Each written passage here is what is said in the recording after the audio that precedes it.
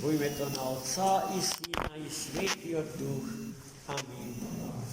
Возлюбени во Христа Бога, браќи и сестри, денес Светата Црква Божја го празнува еден од најмилите, најрадосните празници, иако празникот по дефиниција е радост. Секој празник е тоа. И ово располага со една тивка радост, суптилна радост. И таа радост произлегува од самата природа на денешниот празник, во кој што се празнува средбата на Бога и човекот. И таа средба на Бог и човекот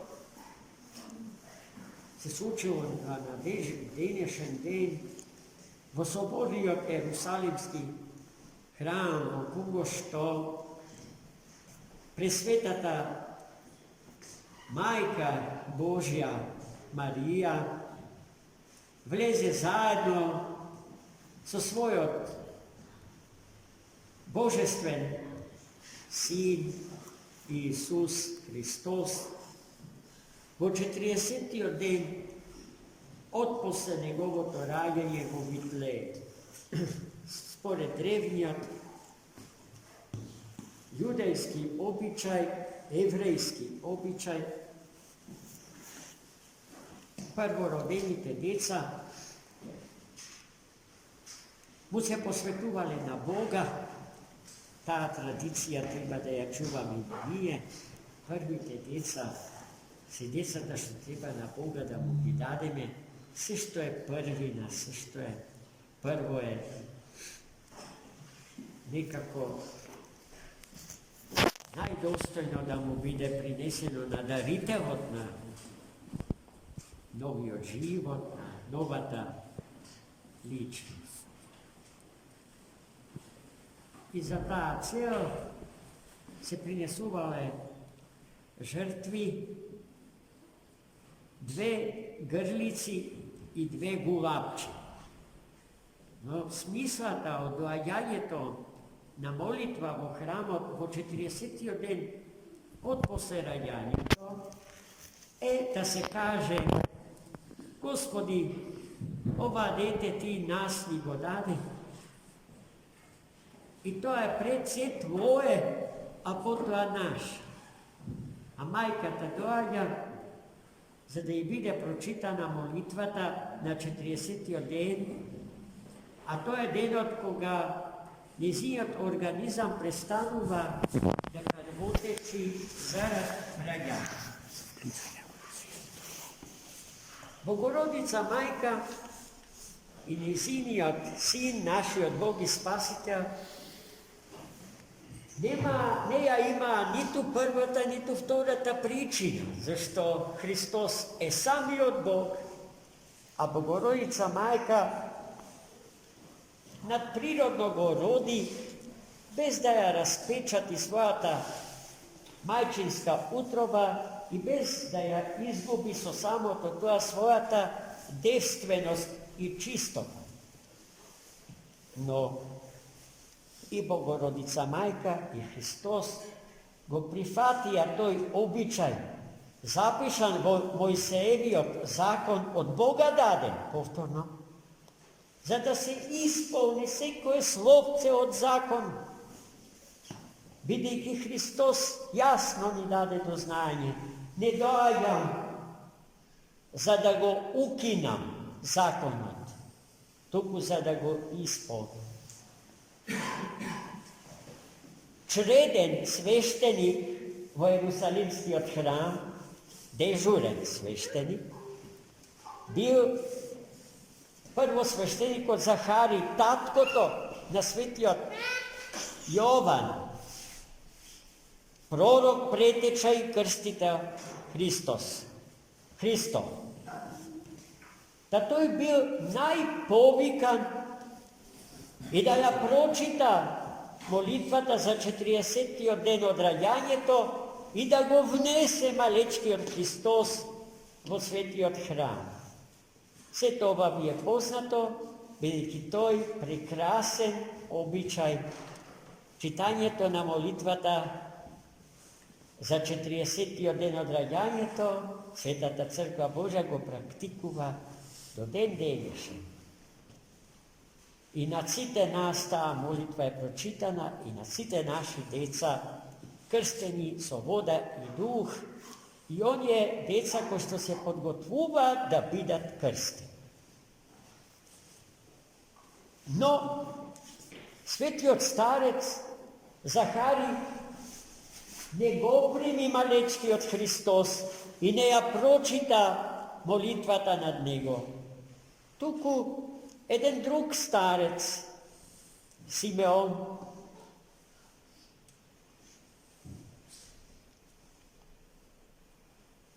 за кој што во известни хагиографски записи за овој празник, како да се нашол во храмот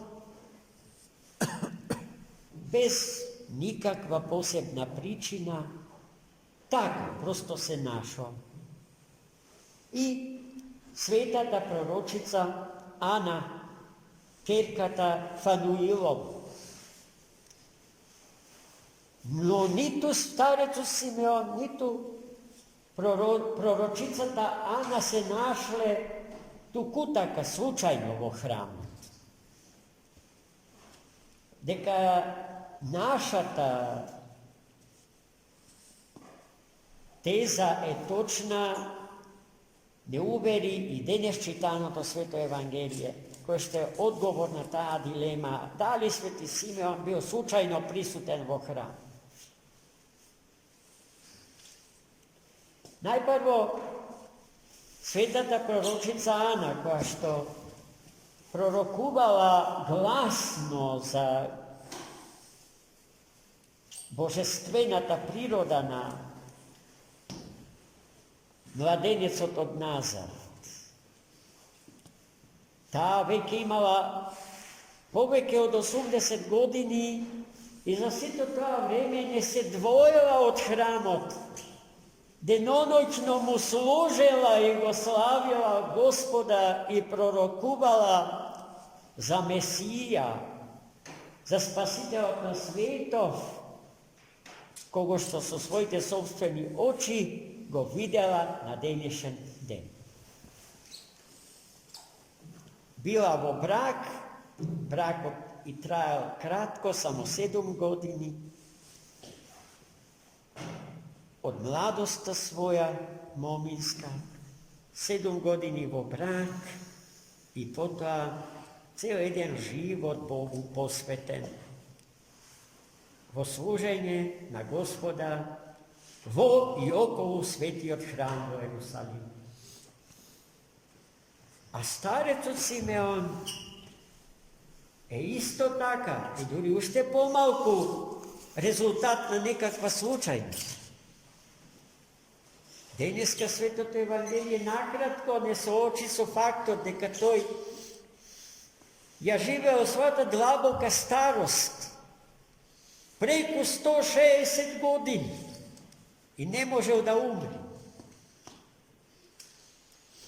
И не можел да умре се додека не го прими Христа од дева родениот во своите собствени раци. Зошто? Ние на овој ден секогаш ја одгатнуваме таа енигма. Може би сум ви досаден, ама е многу интересно и добро е да се знае, да се запамети. Тој бил еден од 70-те најучени, најобразовани луѓе во Александрија. И на тие предели од времето на Александар Велики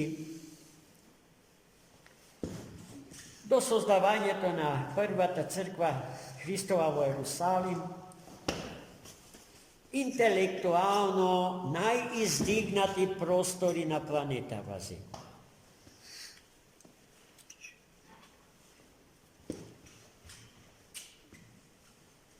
bile sobrani 70 najobrazovaniji so namera da gi prevedat sveštenite tekstovi, odnosno sveštenite knjigi na Stari Zavet.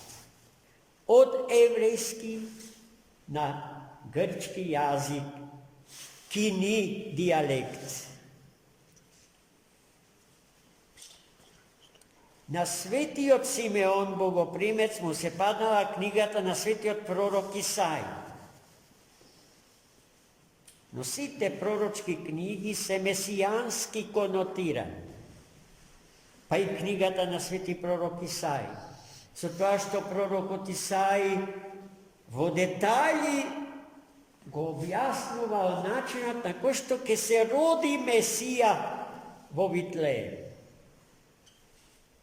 И во тие негови пророчки текстови јасно и недвосмислено се укажува дека дева Алма ќе го роди Спасителот на светот. Кога дошол старецот Симеон до таа клучна теза на светиот пророк Исај, почел да се сомнева како човек. Можно ли е девојка која што не знае за маж да роди дете и при тоа да остане дева? И се думел, и си го мачел умот свој, како да го реши тој проблем. Мислел дека едно време се носел со идејата дека Алма може би значи млада жена, а не девојка, не дева. И таа идеја како да победила го. Се фатил за перото да ја напише и млада жена ке го роди Спасител. И тогаш ангел Господен го сопја и му кажа: Симеоне, преведувај како што е кажано, дева ќе го роди Спасителот на човештвото и на светот. А свети Симеон побарал знак како доказ за таа вистина. Ангелот Господен му рекол дека нема да умреш додека не го примиш родениот од дева. И гледајте, живеел, веќе не можел ни да живее, бидејќи годините тежеле, се повеќе и повеќе, тој бил претворен во малечко сонце, целиот бил бел и светел како сонце. И кога го прими Христа Господа во своите раце, тој ги кажа зборовите што ги чувме и од Светото Евангелие, денес читано, а напишано од раката на светиот апостол и евангелист Лука, кој што се зборови што секојдневно на секое вечерно богослужение ги слушаме. Ниње отпушчаеш и раба твоего владико. Сега, владико, отпушти го слугата твој, бидејќи се исполнија твоите зборови и моите очи го видоа спасението твое. Прекрасни зборови. И ние, браќи и сестри, да бидеме боговици, како свети Симеон Богопримец, не просто празно зборливци, празно глаголивци, кои што нешто подпрочитале и поднаучиле, па се осмелуваат да зборуваат како луѓе што виделе и гледајќи научиле и знаат. Тоа што Хајдегер, големиот германски философ, им го порача на своите колеги философи: престанете да зборувате за Бога. Дозволете за Бога да зборуваат боговидците, како денес славени од Свети Симеон Богопримец. И ние да станеме кон Него, да го носиме Христа Господа во нашите срца. Да бидеме во постојана средба, сретение со Него. И тој со нас. Зашто да не заборавиме дека поимот среќа, најпосакуваниот збор во животот на секој наш граѓанин, но сосема погрешно разбран, не е во можноста да се има $1.000.000, туку да се доживее сретение, средба со Бога.